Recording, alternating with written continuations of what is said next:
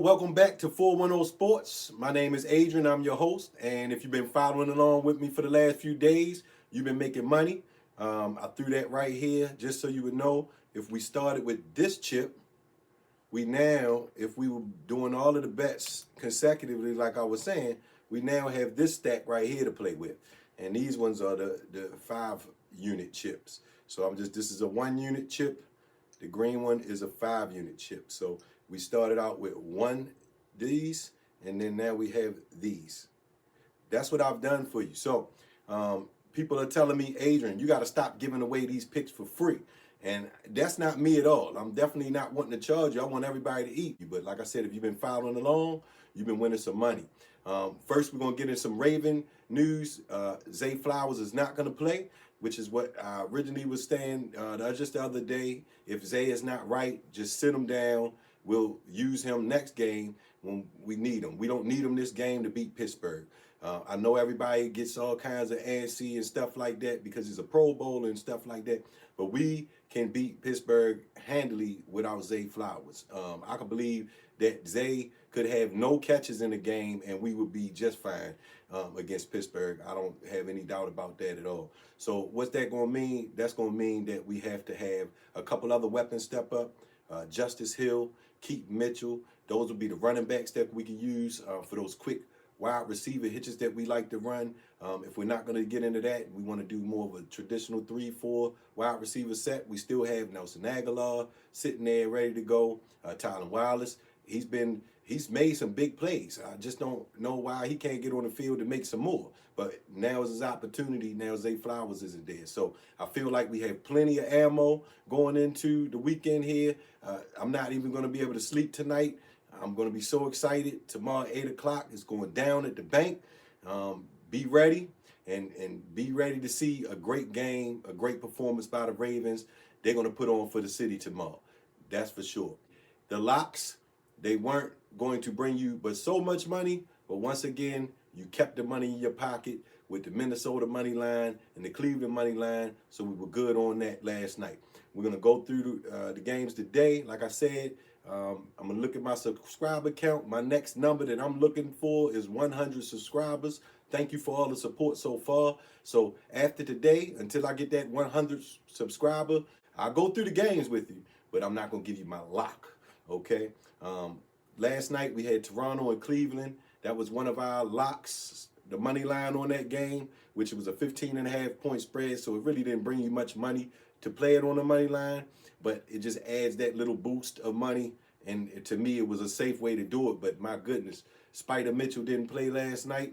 He was out, didn't get that memo. That's the one thing about the NBA. Somebody be out that night and you won't catch that until later on in the day. I guess they felt like they didn't need him, gave him some rest, but they almost took an L last night. They only won 132 to 126. It took Darius Garland 40 points for them to overcome the deficit that they had to Toronto. So he came through for them. He is the reason why they won that game and kept their winning streak alive. Their winning streak is now up to 12 games. By Spider Mitchell not playing, Cleveland did not cover that 15.5-point spread, which I was already concerned about that number after they came off of that tough game with OKC. If it wasn't for Darius Garland's 40 points, 9 assists and 2 rebounds, they most certainly would have not been on that 12-game winning streak that they're on right now. Scotty Barnes was able to deliver for Toronto. He had 24 points, 8 assists, and 10 rebounds. Scotty Barnes, old school player. I like how he plays down there at Toronto. Moving on, Golden State played Detroit. Detroit's been on a 5-game winning streak. Golden State had just come off a loss, where nobody but Steph really showed up. So this was kind of one of those tricky games to pick. I did, however, tell you that we wasn't going to go against Steph Curry yesterday. We took the plus 2.5 in this game, and Golden State came out victorious, 107 to 104. Buddy Hield actually was the one that led the way in scoring with 19 points, 3 assists, and 5 rebounds. It was a balanced scoring attack, if I'm not mistaken. I think there was 6-7 Golden State Warriors in double figures in this game. So it was a well-balanced attack. I guess they must have heard me the day before when I told you nobody showed up to play with Steph Curry. Everybody came to play with him tonight. So they were able to deliver a win. Next up, Minnesota Orlando. This was on our locks here with Minnesota money line on this game. We could have played it safe and probably went Minnesota minus the spread, even though we took Orlando plus the points. They've been playing really good, but they ran into Ant in the game last night. Julius Randle had a wonderful game for them, 23 points, 2 assists, 10 boards. They just couldn't handle them. They were a bit overmatched. And like I said, Orlando's been depleted. So for them to be fighting day in and day out, I give them a lot of credit, but they were just overmatched last night with Minnesota. Moving on, Portland and Dallas. This was a very interesting game because Dallas was favored by 7.5 points. Portland coming off their win the night before. They're on the road. Dallas did not have a game the night before, but they have no Luka, no Kyrie. So 7.5 seemed to be a big number for me. They almost covered it. They did not cover, but I did say I would not play the spread on this one unless you made me. Dallas money line would be the play. 117, 111 was the score. PJ Washington had 23 points, 1 assist, 14 boards. Shaden Sharp in the losing effort for Portland had 22 points, 3 assists, and 8 rebounds.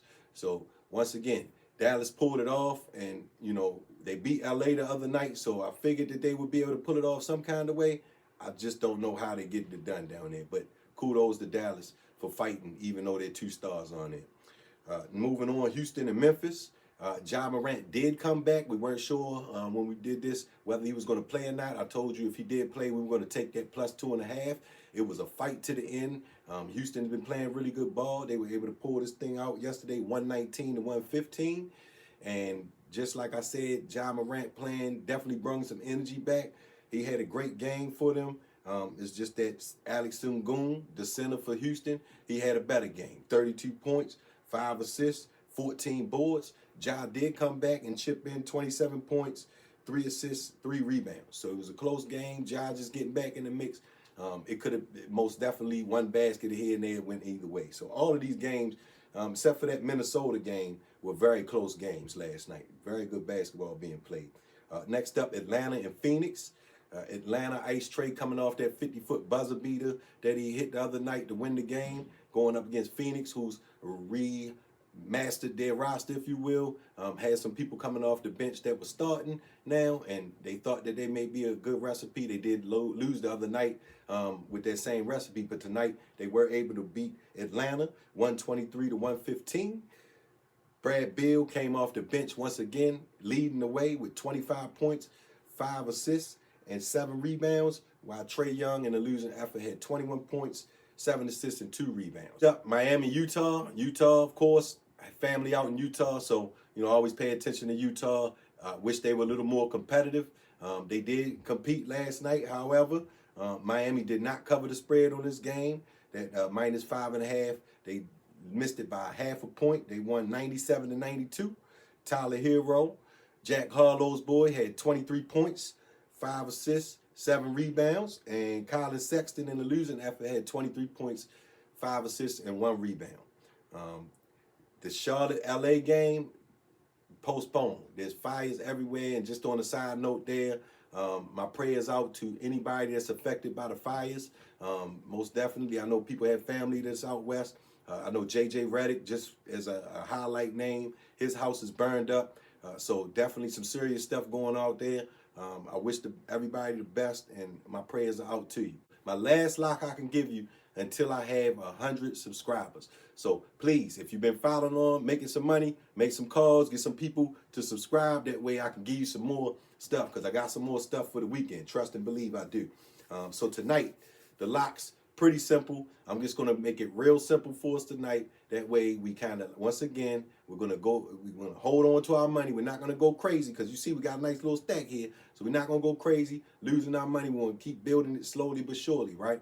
So what we're going to do tonight is we're going to lock it in on Boston money line, and we're going to lock it in on Chicago money line. Those are going to be the 2 games that you most definitely want to put some money on that parlay. Those 2 money lines together should bring you out to be victorious. We are 6-0 here on the 410. 6-0 on the 410.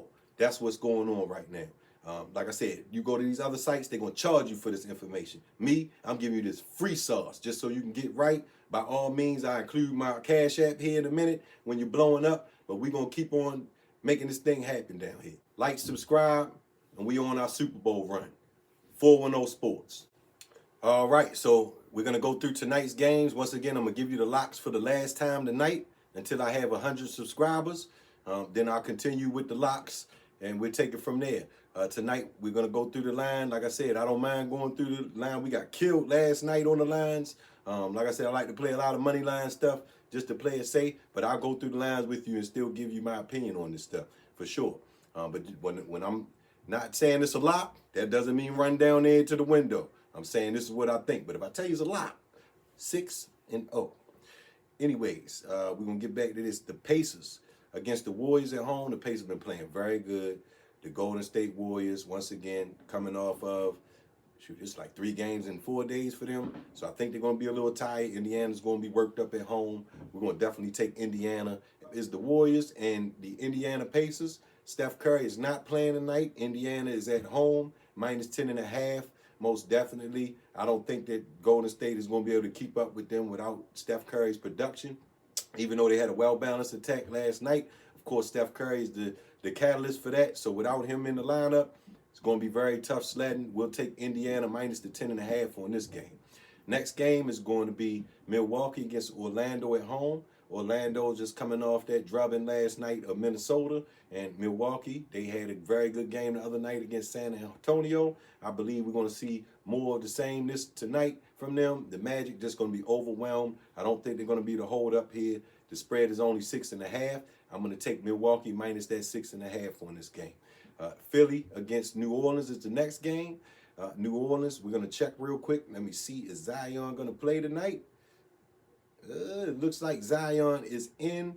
Of course, Ingram and Trey Murphy are out. So if Zion is playing, give me that plus 5.5. I'm sorry. I'm going to take Zion plus the 5.5. I'm a really big fan of Zion. I want to see him do very well. So most definitely take Zion 5.5. One of the locks for the night here would be the Celtics against the Kings. Just going to double check for you while I'm here, just to make sure there's no update while I'm telling you here. Yes, De'Aaron Fox is still out. So as long as De'Aaron Fox is out and they're going up against Boston at home, no brainer. So I would say this is a money line pick for me on the lock. It's minus 11.5, but I include this with one other for the parlay to get us some money. So Celtics, Kings, minus 11.5 would be my pick. The money line is going to be the lock pick. Next game, New York Knicks against the Oklahoma City Thunder. Oklahoma just got that 15-game losing streak snapped the other night by Cleveland, so I know they're going to be looking to try to start another streak. New York finally got a win the other night. Cat came back, so they're kind of on the right track. So this should be a good game. Although once again, Oklahoma, Cleveland, 2 top teams in the league. I think Oklahoma's defense and their overall tenacity will end up taking over here for the Knicks. I know Isaiah Hartenstein will be happy to go back to New York, where he comes from, to be able to go and have a great performance there. So I look for him to have a big game. So if you're doing any player props, anything, Isaiah Hartenstein definitely is going to have a double-double tonight. You heard that here. Isaiah Hartenstein, double-double, Oklahoma for sure. Moving on, Wizards and Bulls. Chicago's at home. I already told you we're going to pick against the Washington Wizards every game until they prove me different. Chicago, it's a minus 11.5 spread. We're going to do the money line on that to lock it up. I'm playing it, I'm playing it real safe until y'all get me these subscribers. That's what I'm getting ready to do. I'm going to keep my record exactly where it's at. So we're going to do Chicago money line, Boston money line, and the parlay. Boom. That's going to be your parlay for the night. We might pick up we might pick up 2-3 extra chips. All right, and then I don't know if you saw these things, but I love these chips. Yeah, those kind of chips. So yeah, we might pick up a few of those. The green. Hey, let me show you the green chips. Love these things here. All right. And last but not least, we have the Brooklyn Nets going up against the Nuggets at home. It's always tough when you go out to Denver because of the altitude. It's even tougher when you're the Brooklyn Nets going out there. Brooklyn will probably lose this game. I'm not picking them.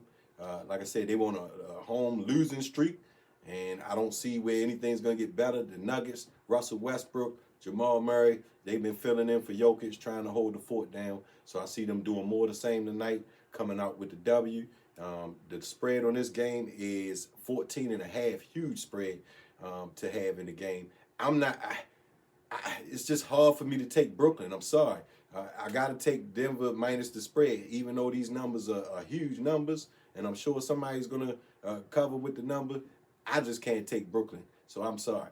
The money line will be the pick. Thank you for your time today. Get somebody else to subscribe to this. We're going to continue to keep building. Ravens in the building tomorrow night.